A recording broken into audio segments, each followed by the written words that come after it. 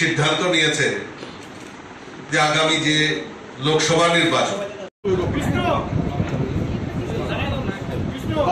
2015-তে ত্রিপুরাতে এসেছিলাম। তার পরবর্তী সময়ে জাতি, ধর্ম, দল, মত নির্বিশেষে আমরা ছোট্ট একটা টিম ছিলাম। আমাদের অধিকাংশ এমএলএ ছিল না, এমপি ছিল না, কোনো পরিচিত মুখ ছিল না। রাজবাবুর আমার সঙ্গে একই টিম ছিল। আমি এটা গর্বের সঙ্গে পুরো ভারতবর্ষের দুনিয়াতে বলি, ত্রিপুরা রাজ্য ছোট হতে পারে, কিন্তু ত্রিপুরা রাজ্য আর ত্রিপুরা রাজ্যের মানুষ সবসময় ব্যতিক্রম ছিল। আর তার সবচেয়ে বড় উদাহরণ স্বয়ং বিপ্লব। আমার কোনো পরিচিতি ছিল না, আজ আমাকে মানুষ চেনে, দুনিয়া চেনে। সমস্ত ত্রিপুরার মানুষ, সে মানুষদের মধ্যে সাংবাদিক বন্ধুরা আছে, পলিটিক্যাল পার্সোনালিটি আছে, মা বোনেরা আছে, আম জনতা আছে, সবাই আছে। ভারতীয় জনতা পার্টির কার্যকর্তাও আছে। একসময় হাস্যকর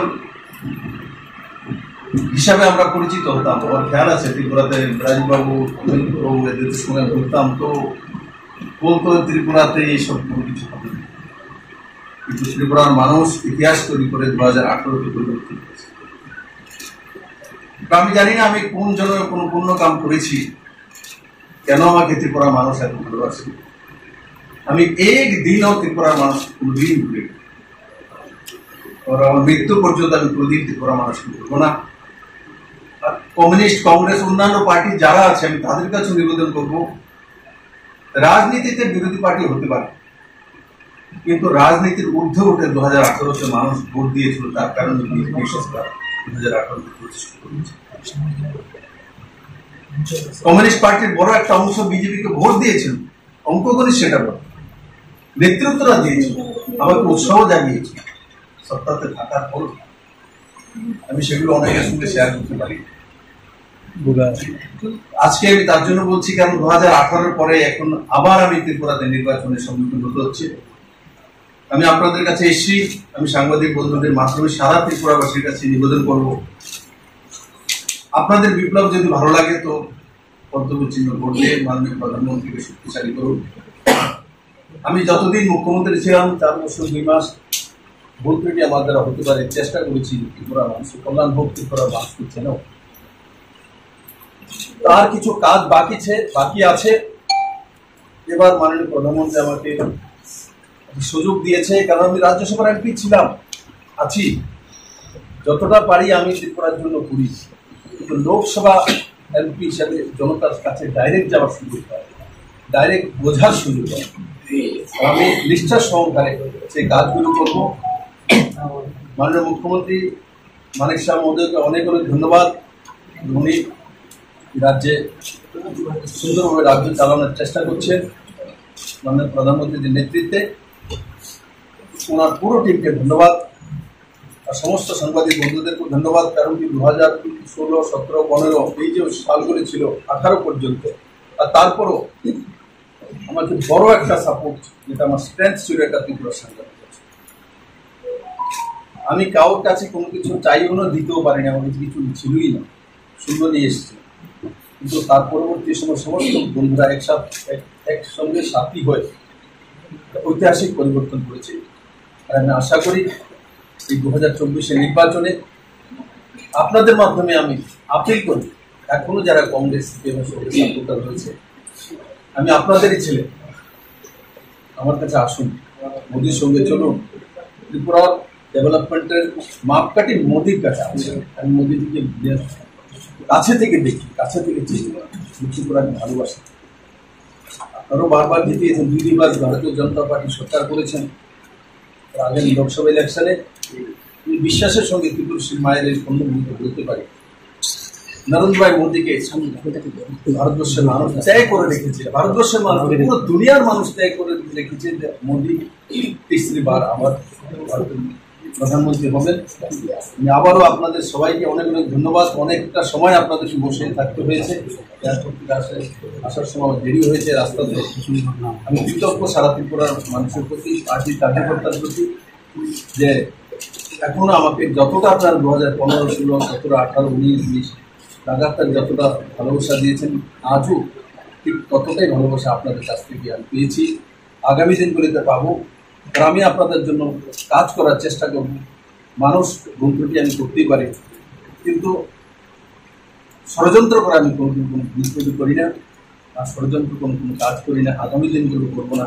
আমি সবার কাছে আপিল করি আপনাদের মাধ্যমে, আগামী নির্বাচনে মোদির হাত শক্ত করার জন্য আমি প্রার্থী আছি। যদি ভালো লাগে তো আপনার ছেলেকে, আপনার ভাইকে, আর আপনার সহযোগীকে পদ্মফুল চিহ্নে ভোট দেওয়ার জন্য আপিল। ধন্যবাদ। যদি যেভাবে আমরা 2023 নির্বাচনে দেখেছি বাম কংগ্রেস ক্লোজ করেছে, এবারও যদি প্রার্থী নির্বাচনে আপনার প্রতিদ্বন্দ্বিতা করে কীভাবে মোকাবিলা করবেন এক। আর দ্বিতীয় প্রশ্ন হচ্ছে, কিষাণ আন্দোলন চলছে, আপনিও জানেন। ইতিমধ্যেই আগামী 10 তারিখ তারা সারা দেশব্যাপী রেল বন্ধের আহ্বান করেছে, ডাক দিয়েছে। এই পরিস্থিতিতে 400 পারের যে স্লোগান, সেটা কতখানি কার্যকর হবে? দেখুন, আমি যেই প্রদেশে এখন ইনচার্জ প্রভারী আছে, ওই প্রদেশের বর্ডারে, পাঞ্জাব বর্ডারে এটা বসে আছে। ওই আমি হরিয়ানা তো কৃষি প্রধান রাজ্য, হরিয়ানার কোনো কৃষক সেখানে যোগদান করে, ভারতবর্ষের অন্যান্য প্রান্তের কৃষকরা যোগদান করে। আমি তাদের বিষয়ে কোনো কিছু বলার অপেক্ষা রাখি না, ওই জায়গাতে যেতেও চাই না। কৃষককে আমি অন্নদাতা মানি, কারণ অন্য ওনারাই চাই, ত্রিপুরাতে হোক আর পাঞ্জাবে হোক, হরিয়ানাতে হোক, ভারতবর্ষে যে কোনো কৃষকরা যখন কৃষিকাজ করে তখনই আমাদের অন্যের জোগাড় হয়। সমস্ত অন্নদাতাকে শ্রদ্ধা করি। আর যেটা আপনি বলছেন যে প্রতিদ্বন্দ্বী রাজনীতি, ডেমোক্রেসিতে প্রতিদ্বন্দ্বী আসবে, প্রতিদ্বন্দ্বী থাকবে, প্রার্থী হবে। আমি আগেই বলেছি, আমি সবার কাছেই প্রার্থনা করব যে প্রার্থী তো সবাই হবে, অন্যান্য পার্টি থেকেও দেবে, কিন্তু আমি ত্রিপুরার সমস্ত মানুষের কাছে, তার মধ্যে প্রার্থীও আছে। যেখানে প্রার্থী হতো ত্রিপুরা বাইরে থেকে কেউ আসবে না, লোকসভাতে অনেক সময় আসেও। তার জন্য পুরো ভারতবর্ষের যে কোনো জায়গায় যে কোনো লোকসভা বা রাজ্যসভা দাঁড়াতে পারে।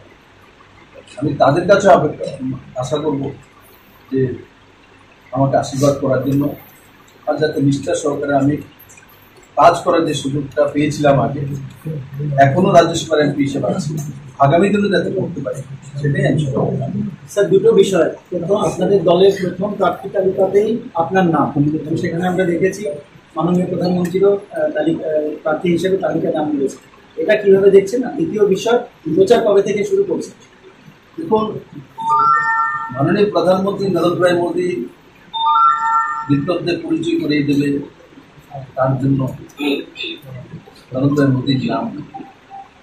আজ মোদীর নামে ভারতবর্ষকে চেনে না, সবচেয়ে বড় বিষয়। সত্যি কথা, আচ্ছা, নরেন্দ্র মোদীর নামে ভারতবর্ষকে চেনে পুরো দুনিয়া, সেটা আমাদের ভারতবাসীর জন্য সবচেয়ে গর্বের বিষয়। স্বাভাবিকভাবে আমাদের দলের সর্ববৃহৎ নেতৃত্ব লিস্ট বেরিয়েছে, তার মধ্যে সমস্ত অনেক এমপিদের 195 জন লিস্ট ছিল, তার মধ্যে আমারও আছে। তো আমি ভাগ্যবান যে ভারতীয় জনতা পার্টি নরেন্দ্র মোদীর নেতৃত্বের পার্টির আমি সংসদের টিকিট আমাকে পার্টি দিয়েছেন, তার জন্য মাননীয় প্রধানমন্ত্রী জেপি নাড্ডাজি, অমিত শাহ কৃতজ্ঞ। আর বাকি ইলেকশন হবে, ইলেকশনে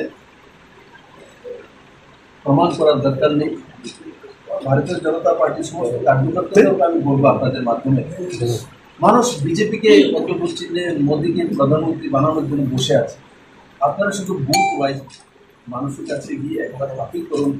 মাননীয় প্রধানমন্ত্রী সবাইকে প্রণাম জানিয়েছেন, নমস্কার জানিয়েছেন, উনি আপিল করেছেন, সেটা বললেই আমার মনে হয় ভারতবর্ষের প্রচার কবে থেকে শুরু করছে? প্রচার আজকে আমি এখানে মাতা পিতার মন্দির তৈরি করার জন্য যাবো, আর তারপর এসে আজকে পার্টি বসে একটা মিটিং আছে অ্যাটেন্ড করে, কালকে আমাকে দিল্লি যেতে হবে, কারণ কি হরিয়ানার প্রি বোর্ডের মিটিং আছে, আমি প্রভারী আছি। তারপরে একদিনে আমি চলে আসবো, আর 8 তারিখে আবার আমাকে যেতে হবে সন্ধ্যার সময়, কারণ কি পার্লামেন্টারি বোর্ড মিটিং আছে। ওটার পর আমি 9 তারিখ থেকে ত্রিপুরাতে প্রচার শুরু করবো। আর